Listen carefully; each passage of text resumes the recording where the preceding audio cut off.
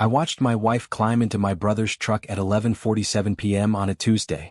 That was the moment I stopped being her husband and started becoming her reckoning. A silent figure stood motionless beneath the flickering street lamp, the chilled night air clinging to his jacket. Jason watched without a word as his wife, Emily, stepped into his brother Derek's pickup truck. The scene unfolded slowly, like a cruel play he'd seen too many times in his nightmares. With a shaky breath, he raised a cheap old camera, the kind you'd pick up at a thrift store, and snapped a photo. Cut to a dim, dust-covered garage. Jason sat alone, surrounded by curling photos, scattered notes, and a tangle of red string stretching across plywood walls. His expression was blank now, not sad, not angry, just hollow. The screen flickered through jagged shots. Emily's laughter echoed in grimy motel rooms. Jason sprinted blindly through fog, boots pounding wet pavement. Then a motel parking lot. Dim lights overhead. A shadowy figure approached, face hidden behind a mask, gripping a tire iron like a question waiting for an answer. Final scene, an abandoned factory, gutted and reimagined into something like a courtroom built for ghosts. 2 battered chairs in the center. One man cloaked in shadows. A voice spoke over it all. The camera clicked one final time. There was a soft cough, not from illness but like something weak giving up, echoing into the night. Jason sat in his dented delivery van, parked 3 blocks away beneath the forgotten silhouette of Miller's crumbling old mill. The engine was off, the heater long dead, and the cold gnawed at him. But he didn't move. Not yet. At 11:47 p.m. on a Tuesday, not a holiday, not a birthday, just a regular, empty Tuesday, Jason saw what he had feared and denied for months. Emily climbed into Derek's truck, her hand brushing his shoulder like it had no business doing. They kissed. Slow. Intimate. That awful kind of kiss that doesn't rush because it knows it shouldn't exist. Jason watched for exactly 43 seconds. In that time, everything he had built, 18 years of marriage, 2 home loans for Christmas tree fights, countless movie nights, all the little laughs at nothing, evaporated. Not just broken. Obliterated. He lowered the camera and stared down at his hands. They weren't trembling anymore. And that, more than anything, chilled him. For weeks, he'd shaken every time suspicion crept into his bones. Now that the truth was laid bare, captured in grainy silence, he was steady as granite. He started the van, not heading straight home but weaving through the ghost town that downtown Miller had become, past shuttered diners, vacant storefronts, and the remnants of where their life used to feel full. The dashboard clock blinked 12:03 a.m. when he finally pulled into the driveway. The porch light was still on, Emily never forgot, casting a warm, cruel glow against the cold. Inside she was already in bed. Her back to the door, blankets tucked neatly around her. Breathing deep, the peaceful rhythm of someone untroubled by secrets. Jason stood in the doorway, one hand still on the frame. He studied her face in the faint spill of hallway light. She looked serene, unburdened. Like the same girl he'd fallen for back when they believed love was strong enough to carry everything. 19 years ago they thought they'd figured it out. Back when forever felt real. "You're late," she murmured, not even opening her eyes. Her voice was lazy, half asleep, like nothing in the world had changed. "Traffic," I answered, the lie sliding out smoother than it should have. The truth, that I'd spent the last 3 hours watching her and my brother replay their Tuesday night charade, would have shattered the air between us. And honestly, I didn't have the strength to swing that hammer yet. "There's leftover meatloaf in the fridge," she mumbled, rolling over. "Thanks," I said. I changed into my pajamas like it was any other night. Brushed my teeth. Rinsed the sink. Like I hadn't just documented my wife entwined with the only sibling I had left in this world. Like the past few hours hadn't torn through the foundation of everything I thought I understood about loyalty, family, and love. In the kitchen, I sat in the dim light and forked cold meatloaf into my mouth. It tasted like nothing. The disposable camera sat heavy beside my plate. Not just a hunk of plastic but a loaded weapon. 27 photographs, each one a nail in the coffin I'd tried to pretend wasn't being built. For 3 weeks I'd followed them. Not because I wanted to prove something, God, I wanted to be wrong. I prayed every night I was just losing my mind. But that camera proved otherwise. And it proved it in ways that made me sick. The first photo? Innocent enough. Emily leaving her office, chatting on the phone, her posture relaxed. The second?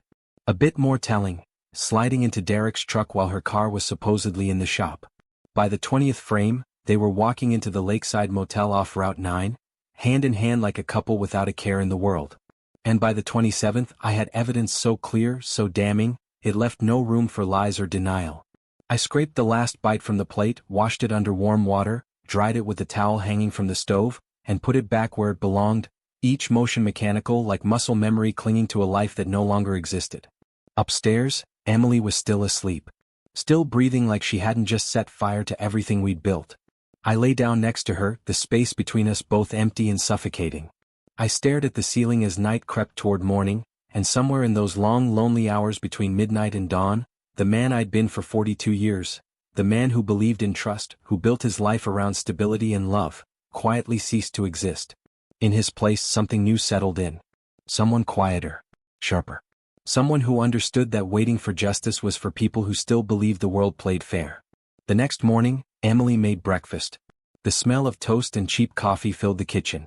She wore her robe, humming something light and breezy under her breath. She kissed me on the forehead before I left, just like always. I nearly recoiled from the touch, not because it hurt but because it didn't.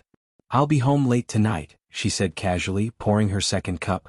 "Book club." I paused at the door, my hand on the knob. "What book?" She blinked. A flicker of something, surprise, maybe guilt, flashed across her face. In nearly 2 decades of marriage I'd never once asked. "Oh, it's a romance novel," she said after a beat. "You wouldn't be into it." I nodded once, slowly, then stepped outside, into a world that suddenly felt colder, quieter, and infinitely more dangerous. "Try me," I said, watching her just long enough to catch the flicker behind her eyes.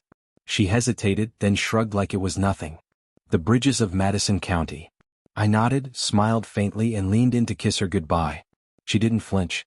The lie rolled off her tongue like it was second nature. And maybe it was. I couldn't help but wonder how many lies like that I'd missed over the years. Small ones, easy ones. Ones that slipped past because I trusted her. There was no book club. There hadn't been for months. Tuesday nights were always booked, but not for reading. Those were her scheduled meetups with Derek, wherever they decided to rent a room that week. Sometimes it was the Sunrise Motel. Other times the cheap place next to the old bowling alley. I documented it all. Thursdays too. That was the other pattern. Leave work early, stop by Derek's gym, then vanish for a few hours. She'd reappear later, always with some offhand excuse. Errands. Meeting a friend. Got caught up at the office. It had been 3 weeks since I first began following the trail. Not out of paranoia but because the little things stopped making sense. New lingerie tags stuffed at the bottom of the laundry. Her phone flipped screen down every time we ate. A sudden interest in jogging even though she hated running. And those unfamiliar restaurant charges on the credit card, places I'd never been, meals I'd never shared. I spent the day making deliveries like usual, but my body was the only part doing the job. My mind, meanwhile, was somewhere else, running endless scenarios. Do I confront them? Force a confession? Brace for the gaslighting, the denials, the tears? Or file for divorce and bleed out slowly in court? In our state there's no fault. No justice. Just math. Half of everything gone. Probably spousal support too, since she made less than me. Or, there was a third option. The thought had started as nothing more than a whisper, a passing flicker of spite while dropping off a package near the edge of Miller's industrial district. The area had once buzzed with manufacturing, but now it was just broken glass and shuttered buildings, casualties of the town's slow death. That's where I saw it, a small garage bay, paint peeling, a rusted for rent sign barely hanging on. I walked to the corner and used a grimy payphone. The landlord picked up right away, sounded surprised anyone was calling. He didn't ask questions. Said he'd take $200 a month if I paid cash. First month up front. That same day, I pulled from the envelope we'd been saving for our 20th anniversary trip to Hawaii, the one she said we'd take next year when things weren't so busy. I told the landlord my name was Frank Miller. It felt like poetic justice. By that weekend I had the keys in hand. The garage smelled of oil, old wood, and rust. But to me it smelled like clarity, like control. I finally had a space to breathe, and to plan. Step 1 was gathering information. If this was going to be done right, I needed to be exact. I needed truth. Thankfully, I'd always been good at going unnoticed. 2 decades of delivering boxes to people too busy to meet your eyes had taught me how to blend in, how to move like wallpaper. I used that skill now, shadowing Emily and Derek, tracking them with the calm, patient rhythm of a hunter who already knows where the deer bed down.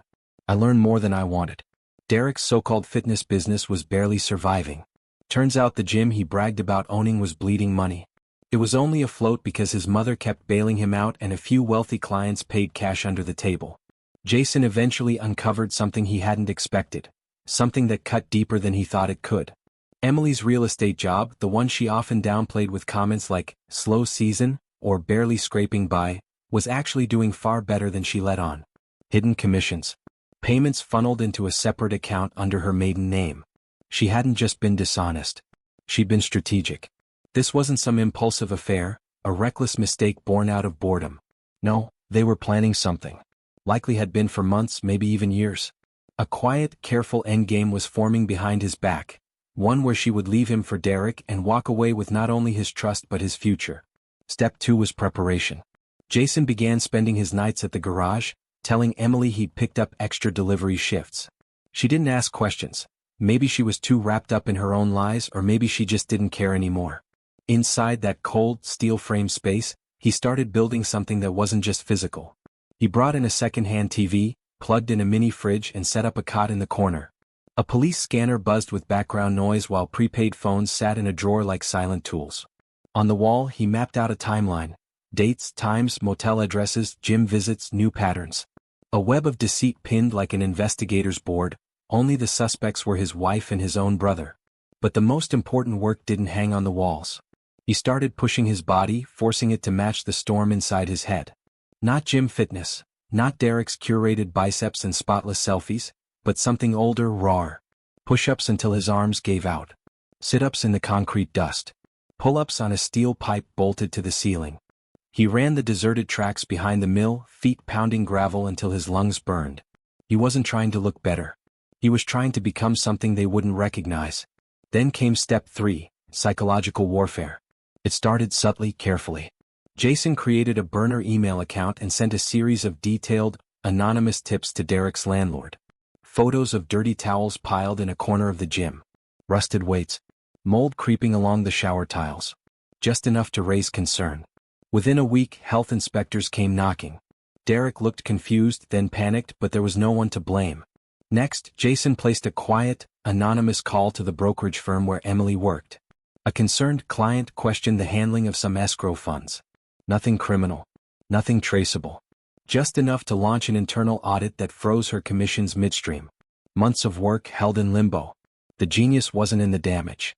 It was in the randomness. They wouldn't trace any of it back to Jason. After all, he was still just the dependable delivery guy, the husband who brought dinner home and kissed his wife on the forehead.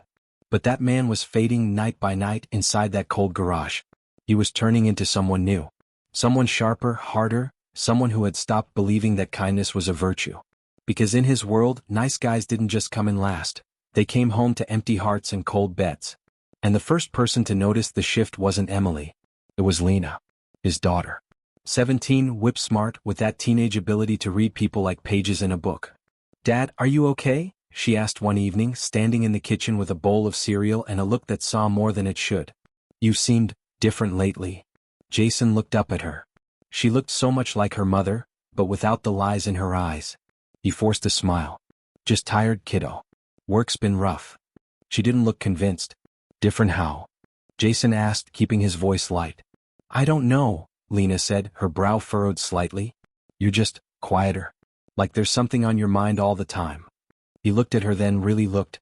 She stood tall, slender like her mother, but with his dark eyes and that same stubborn jawline that had gotten him in trouble more than once in life. He wondered how much she sensed, what pieces of the truth had slipped through the cracks in his mask. "Just work stuff," he said with a faint smile. "Nothing to worry about." But he knew she wasn't wrong. The old version of himself, the man who used to come home tired but soft, would have confronted Emily by now. Would have asked for the truth, begged her not to throw everything away. He would have cried, apologized even when he wasn't wrong, hoping somehow that love could still hold things together. That man didn't live in him anymore. The version of Jason that now occupied that space understood something deeper. That confrontation was a kind of surrender. It gave the other person the power to deny, to manipulate, to control the narrative. No, Jason wasn't here to confront. He was here to win. 3 weeks into his quiet campaign, he raised the stakes. He'd been listening to the police scanner for weeks, getting a feel for the rhythm of local patrols. Tuesday nights were perfect. Most units stayed near the residential zones. The industrial district, especially near Route 9, was practically abandoned after dark. Jason also noticed Derek had gotten more cautious. Started switching up his parking spots as if he felt something watching. But not enough. Not yet.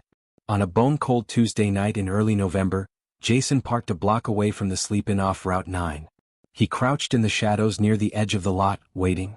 At 10:30 p.m., Derek emerged from room 237, zipping his jacket, eyes scanning the lot.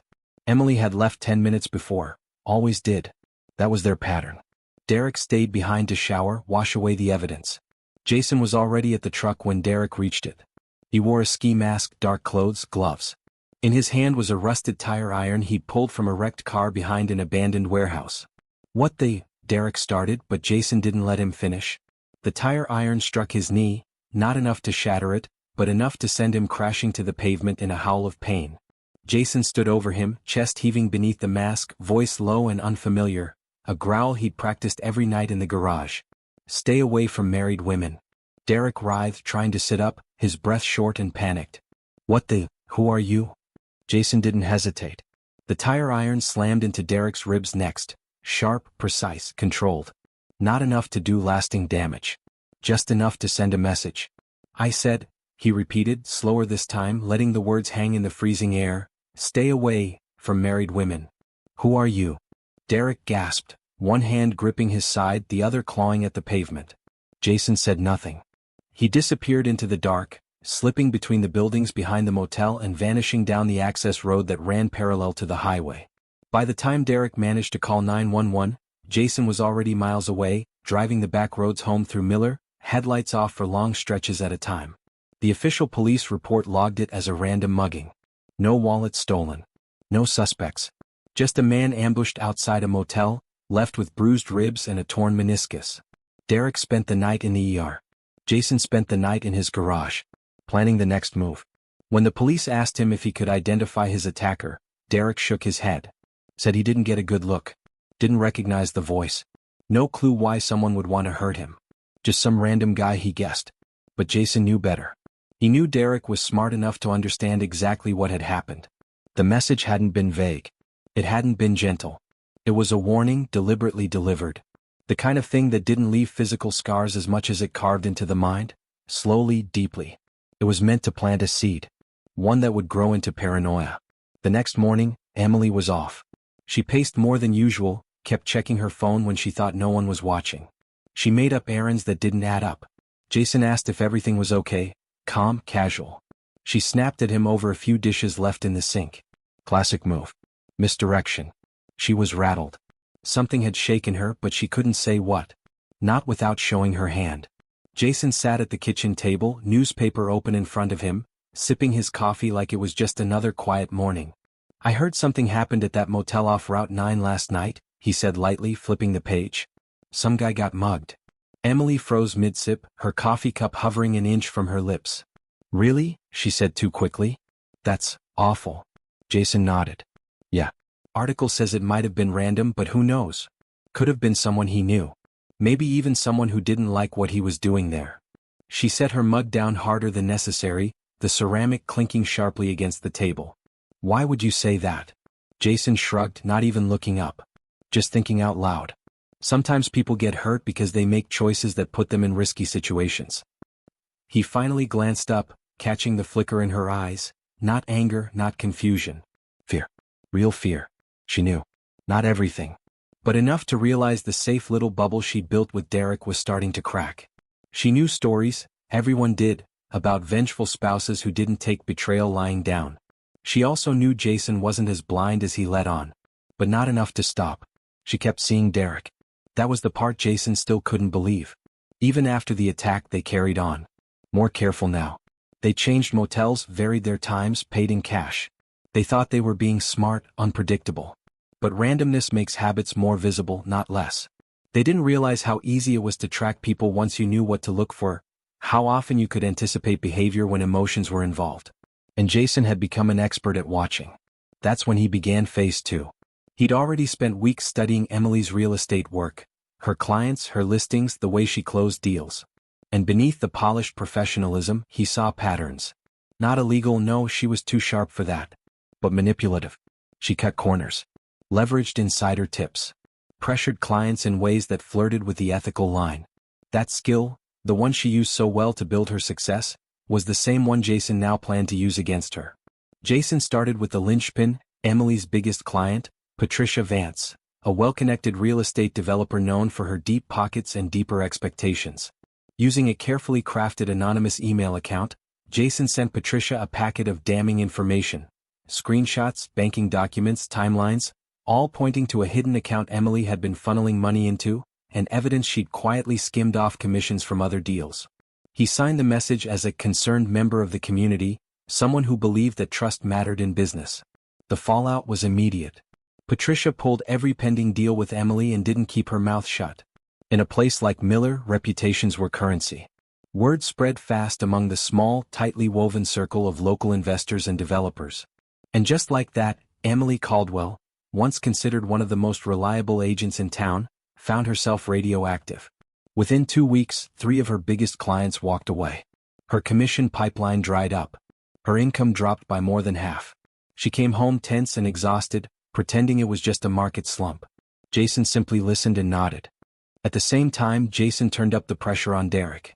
He filed multiple complaints, first with the health department, detailing the same unsanitary conditions he'd photographed earlier.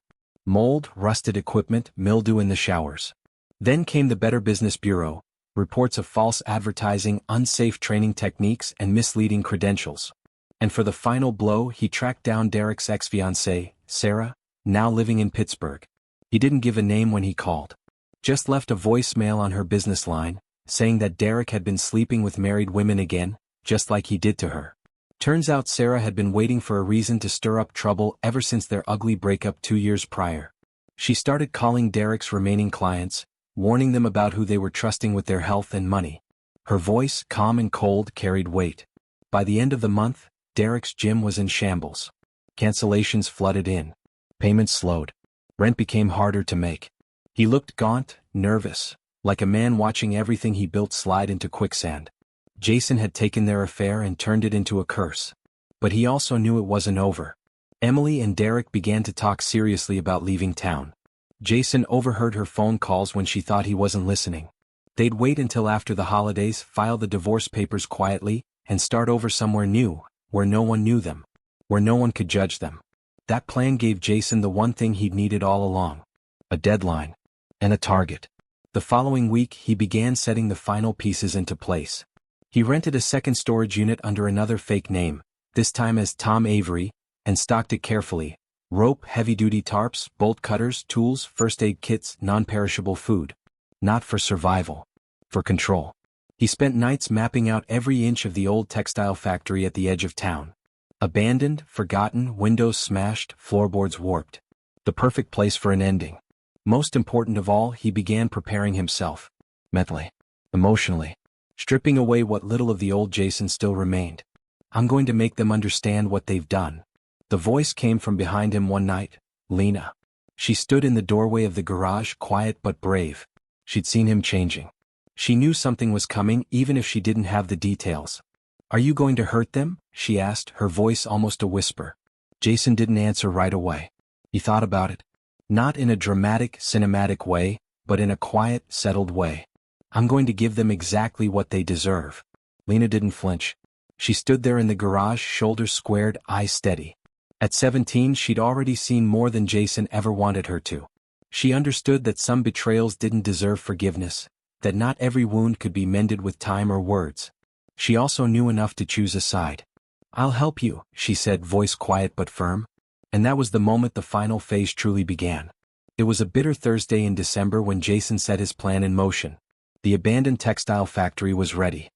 He'd spent weeks transforming the cavernous, decaying building into something cold and deliberate, a courtroom of his own making where he alone would deliver judgment. On one wall, he taped up hundreds of documents, text messages, emails, phone logs. A detailed timeline of the affair stretched from corner to corner like a prosecutor's argument come to life. Photos he'd taken, grainy but undeniable, covered the gaps. Motel room doors. The gym. Late-night rendezvous. Restaurant bills they thought no one would notice. And in the center of it all, under the cracked skylight, he placed 2 metal chairs. Facing each other. Facing the truth. He wanted them to look at one another while the weight of what they'd done sank in. Jason practiced his speech dozens of times. At night, in the echo of that empty space, he refined every word, cutting away anger, polishing it into something sharper. This wouldn't be a rant. It would be a reckoning.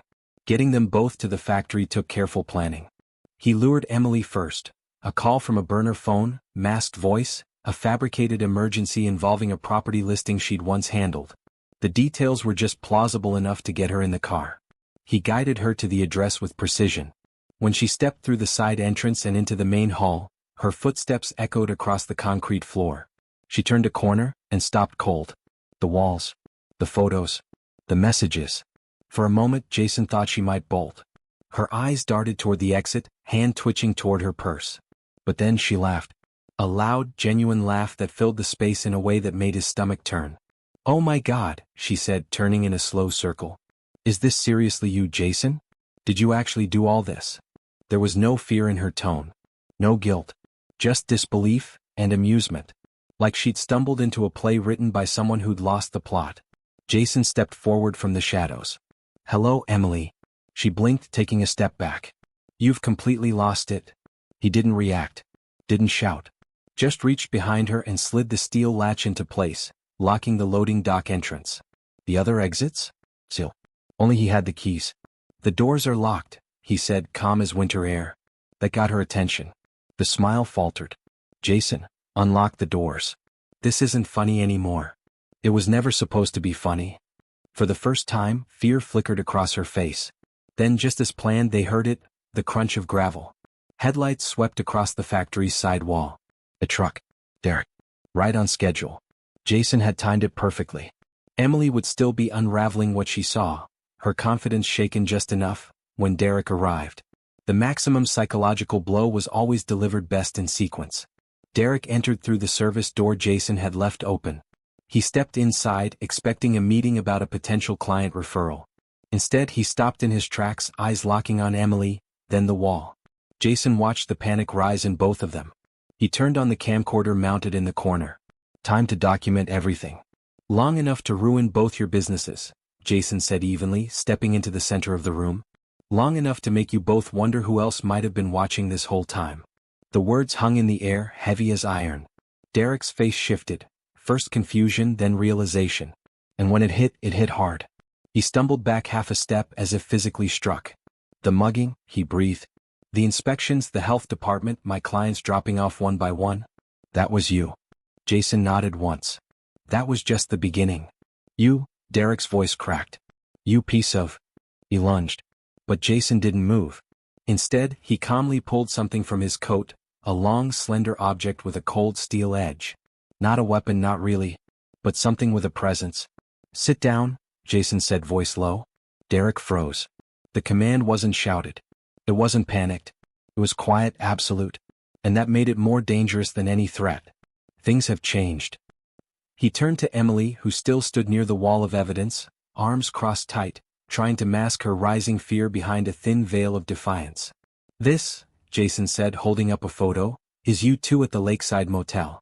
October 15th. He held up another paper. "This is a text message from November 2nd. You were talking about starting over in another city. Without me." Then a bank statement.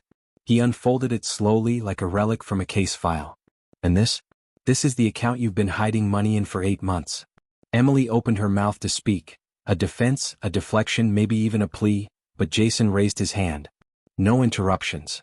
He moved to the next board, tapping a long sheet of paper lined with timestamps. "This is a timeline. Every excuse. Every lie. Every fake book club, every made-up charity event, every time you left the house pretending to be someone you weren't. I documented all of it." His voice never rose. It didn't have to. "Now tell me something," he said, eyes locked on both of them. "Can you give me back 18 years of marriage? Can you give me back my trust in the only family I had left?" He stepped between the two metal chairs, looked down at them with a stillness that felt biblical. "Here's what's going to happen," Jason said. "You're both going to sit here and listen, really listen while I walk you through the wreckage you've caused. Then you're going to look each other in the eye and explain why you thought it was okay to tear apart the one person who loved you both." And they did. What followed was 3 straight hours of the most intense psychological confrontation any of them had ever endured. Jason laid it all bare, the details, the patterns, the emotional aftermath. Not with rage, but with brutal clarity. There were no dramatics. No screaming. Just a steady, calculated deconstruction of every excuse they'd ever made for themselves. The affair. The lies. The manipulation. He didn't just want them to hear it. He wanted them to feel it. "You thought I was stupid," he said at one point, standing directly in front of them. "You thought I was just the boring husband. The guy who brought home takeout and watched old TV shows. The man who didn't notice when his wife started wearing new underwear. The man who didn't ask questions because he trusted too much." He let the silence linger. "You didn't just betray me. You erased me. You thought I was invisible," Jason said, his voice steady but hollow. By then Emily was crying, tears streaming silently down her cheeks. But Jason couldn't tell if they came from guilt or from the frustration of being caught. "We never meant for it to happen," she said softly, voice cracking. "It just did." Jason tilted his head slightly, studying her like she was a stranger on a witness stand. "It just did," he repeated. "You didn't trip and fall into a 6-month affair, Emily. You planned it, lied about it, hid money, hid him. You don't get to call that an accident. You're making everything worse," she whispered. "For who?" Jason asked. "For you? You kidnapped us," she snapped, her fear returning. "You're going to prison. You'll lose your job, Lena. Everything." And for the first time since this began, Jason smiled. Not out of satisfaction, but something closer to freedom. "You still don't get it, do you?" he said. "I've already lost everything that mattered. My wife, my brother, my home, the family I built my life around, my faith in the people I loved most. What exactly do you think you can take from me now?" That was the moment it sank in, how far Jason had truly gone. How deep the hurt had reached. Emily and Derek saw it, maybe for the first time, without filters or deflection. But they weren't the only ones changing.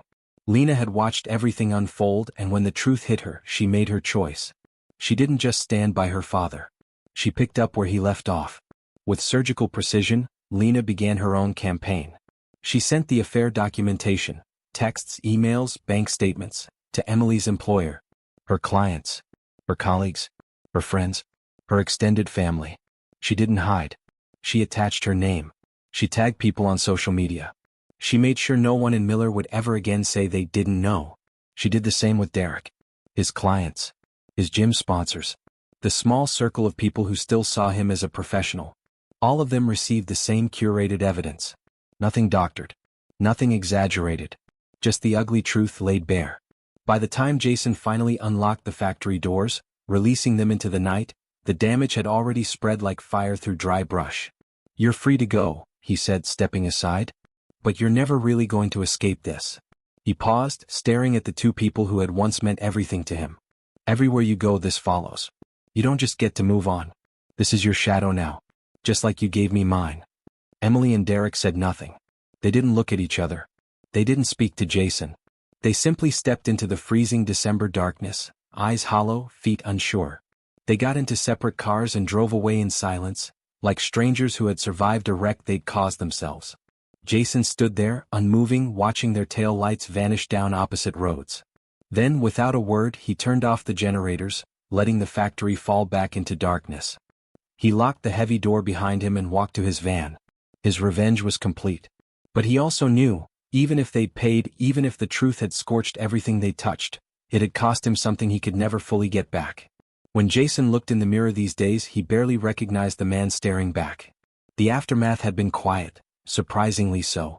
Emily and Derek never pressed charges. How could they?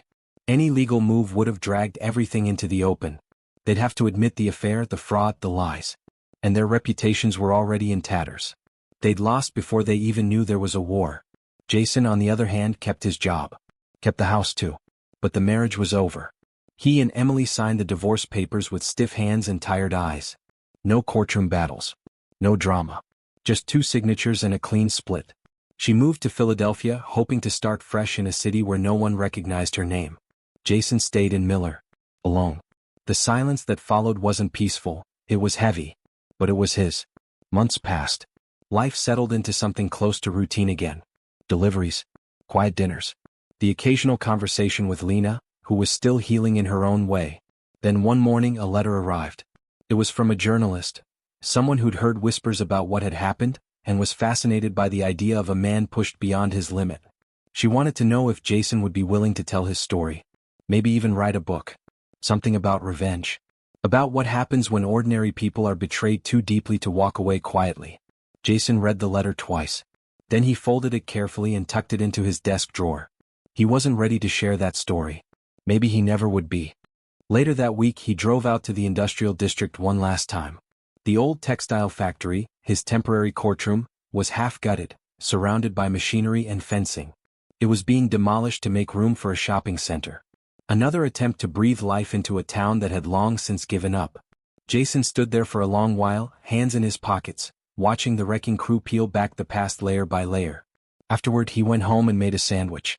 Sat at the kitchen table alone, eating slowly, staring out at the empty yard and thinking about the choices that had brought him to this place. He wasn't the same man who had once believed love was enough. That man had been soft, hopeful, willing to give second chances even when they weren't deserved. But this man, the one who remained, knew better. He understood that some betrayals don't get resolved. They don't get forgiven. They become a part of you buried in the bones. He caught a glimpse of himself in the darkened kitchen window, a stranger now. His eyes were harder. His mouth held no smile. There was something cold in his reflection, something steady. The old Jason, he whispered to himself almost like a eulogy, and he said nothing more.